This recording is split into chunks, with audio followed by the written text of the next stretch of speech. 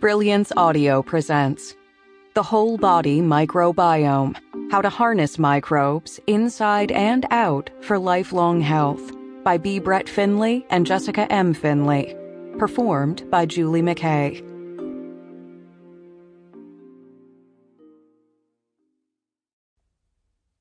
Preface. But Dad, what do microbes do after the age of 12? As in, for the rest of our lives? That's what I want to know. During a family vacation, crack of dawn run along Hawaii's rugged coastline, we were distracting ourselves from the muggy heat of the rising sun by discussing Let Them Eat Dirt.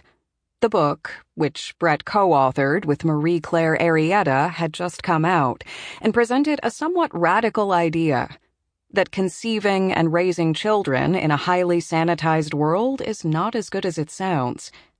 Jessica, his daughter and fellow scientist, was fascinated by her dad's research and findings, but her mind, if not her pace, was already far ahead in the human lifespan, seeking answers for how she could apply microbial science to aging populations, her chosen demographic of study in grad school.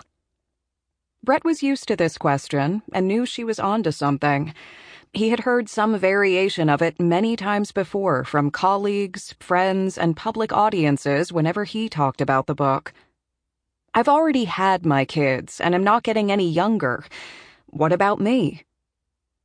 Brett glanced back after pushing ahead of Jessica up a steep hill.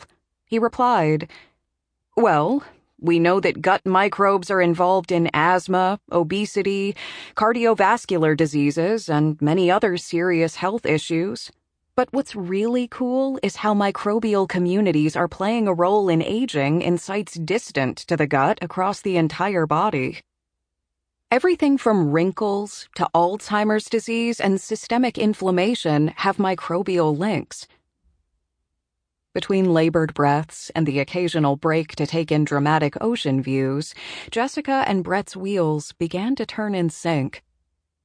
For the rest of vacation, when not boogie boarding and hiking, can you tell that we're slightly high energy? Jessica peppered her dad for more information about microbes, health, disease, and microbial perspectives on aging. Thus, this book about approaching the end of life was born. With his 60th birthday inching closer each day, Brett already had age on his mind.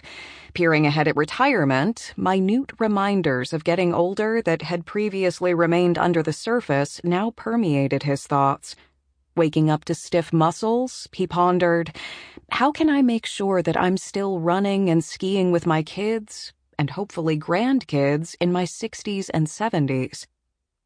Plus, as colleagues and friends slowly but surely began to show signs of aging, and parents advanced through their 80s, discussions about aging had taken a central role in his daily life.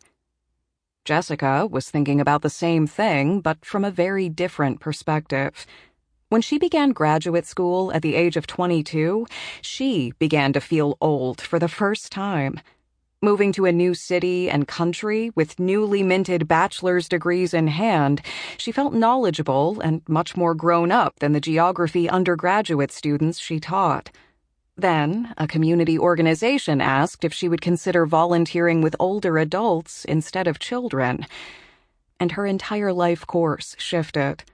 As Jessica made weekly visits to seniors in a wellness outreach program, she took the opportunity to closely observe older people in her community, amassing a data set no longer limited to visits with grandparents.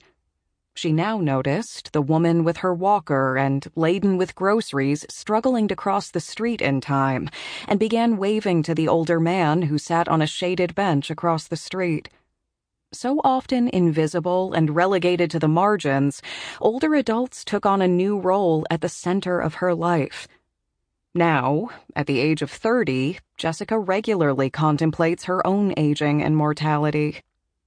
Even more so than the average 30-year-old, in addition to those around her.